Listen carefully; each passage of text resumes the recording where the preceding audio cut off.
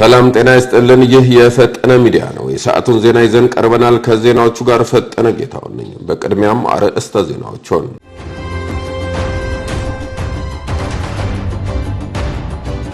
አዲስ አበባ በሚሊዮኖች የሚቆጠር ገንዘብ የፈሰሰበትና ታላቅ ዝግጅት የተደረገበት ሰርግ ሙሽሪት አልመጣም በማለቷ ተሰረዘ።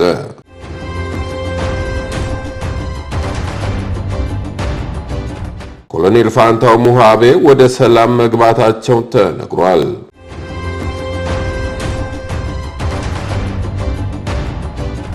በፈረንሳይ የሚታወቁት ፖለቲከኛና የቀድሞ የእግር ኳስ ክለብ ፕሬዝዳንት በእናታቸው የቀብር ስነ ስርዓት ላይ ተገደሉ። የሚሉት የሰዓቱ ዋና ዋና ዜናዎቻችን ናቸው። ሌሎችም ዜናዎችን አካተናል። አብራችሁ እንድትቆዩና ሚዲያችንን ላይክ፣ ሼር፣ ኮሜንት፣ ሰብስክራይብ እንድታደርጉም ከወዲሁ እንጋብዛለን። ቀዳሚ ወዳደረግናቸው ዜናዎች እናመራለን።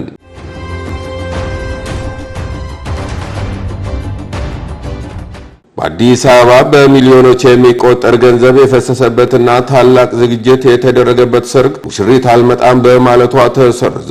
ከውጭ ሀገር በመጣው ሙሽራና በሀገር ውስጥ በነበረችው ሙሽሪት መካከል ሊፈጸም የነበረው ይህ ጋብቻ ለክትፎ ብቻ 450 ሺህ ብር ቅድመ ክፍያ የተፈጸመበትና አዳራሹን በደመቀ ሁኔታ ያሸበረቀበት ነበር። ነገር ግን በሰርጉ ዋዜማና ዕለት በተፈጠረ አለመግባባት ሁሉም ነገር ተበላሽቷል። ሙሽሪት ከጋብቻ በፊት የጤና ምርመራ ይደረግ የሚል ጥያቄ ያነሳች ሲሆን ሙሽራው ግን በዚህ ጉዳይ ፈቃደኛ ሳይሆን ቀርቷል። በተጨማሪም ሙሽራው ከዚህ ቀደም ትዳር የመሰረተና የ5 ልጆች አባት ነው የሚል ወሬና ጥርጣሬ መፈጠሩ ችግሩን አባብሶታል ነው የተባለው። ሽማግሌዎች ገብተው ለማስማማት ቢሞክሩም ሳይሳካላቸው ቀርቷል። በመጨረሻም በሰርጉ ቀን ሙሽሪት ወደ አዳራሹ አልመጣም ስላለች ሙሽራው ከሚዜዎቹ ጋር በባዶ አዳራሽ ፎቶ ተነስቶ ወደ ቤቱ ተመልሷል። ውድ የፈጠነ ሚዲያ ተከታታዮቻችን ይህን ጉዳይ እንዴት ያዩታል? የሙሽራው ውሳኔ ትክክል ነበር ወይስ አይደለም? ሐሳቡን በኮሜንት ያስቀምጡልን።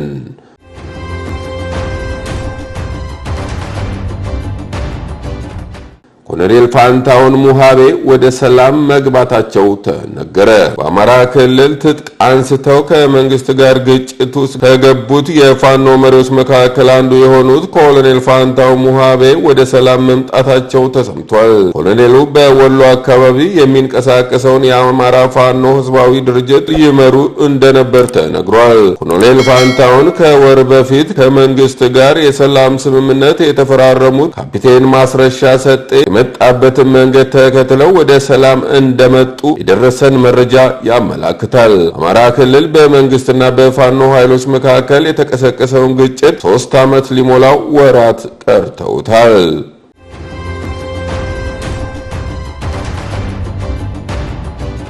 በፈረንሳይ የሚታወቁት ፖለቲከኛና የቀድሞ የእግር ኳስ ክለብ ፕሬዝዳንት በእናታቸው የቀብር ስነ ስርዓት ላይ ተገደሉ። የኮርሲካ ተገንጣይ ቡድን መሪና የቀድሞ የኤሲ አጃክሲዮ እግር ኳስ ክለብ ፕሬዝዳንት የነበሩት አላይን ኦርሲዮ በእናታቸው የቀብር ስነ ስርዓት ላይ ያሉ በታጣቂዎች ተገደሉ።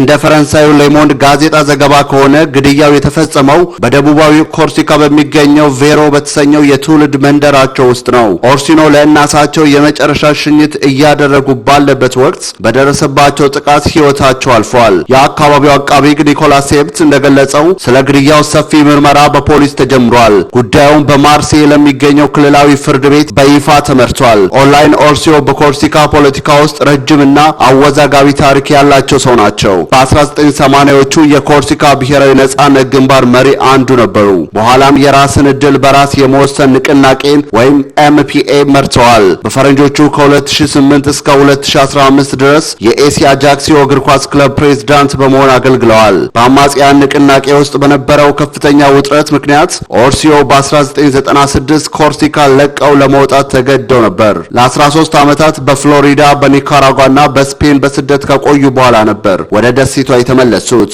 ኦርሲዮ ነው ከዚህ ቀደምም በ2008 ዓ.ም የግድያ ሙከራ ተደርጎባቸው የነበረ ሲሆን ወንድማቸው ጊጅ ኦርሲኒ በ1983 መገደሉ ይታወሳል። ኦርሲኒም ልጃቸውን በሟች ወንድማቸው ስም ሰይሞት እንደነበር ይታወሳል።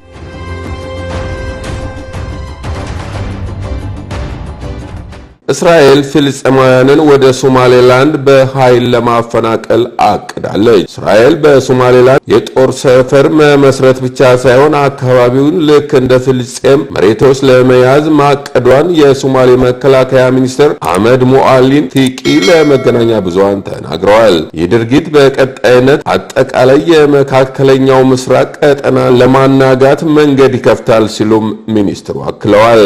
ሚኒስትሩ ሊወሰድ የታሰበው እርምጃ ዓለም አቀፍ ሕግን በከፍተኛ ሁኔታ የሚጥስና የሶማሊያን ሉዓላዊነት የሚጋፋ ነው ሲሉ ገልጸዋል።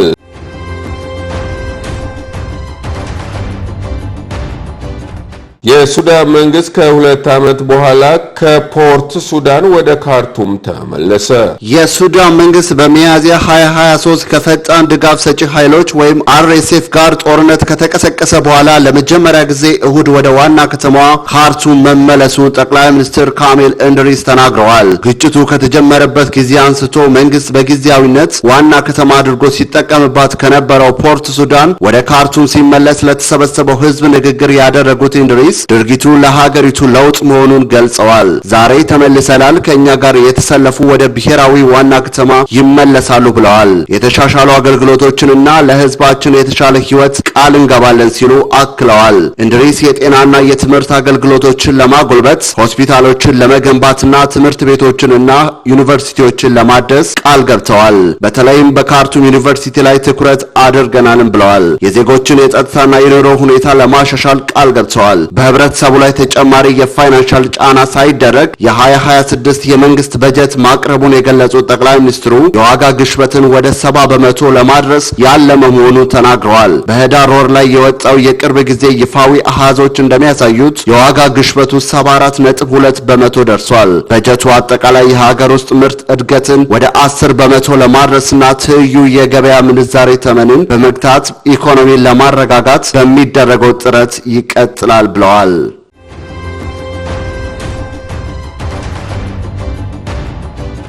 የፈጠነ ሚዲያ ተከታታዮቻችን ለሰዓቱ ያዝናቸው ዜናዎች እነኚህ ነበሩ። በሌላ መረጃዎች እስከምንገናኝ በያላችሁበት ሰላም ሁኑ እያልን የፈጠነ ሚዲያ ላይክ፣ ሼር፣ ሰብስክራይብ በማድረግ ቤተሰብ ይሁኑ። ጤና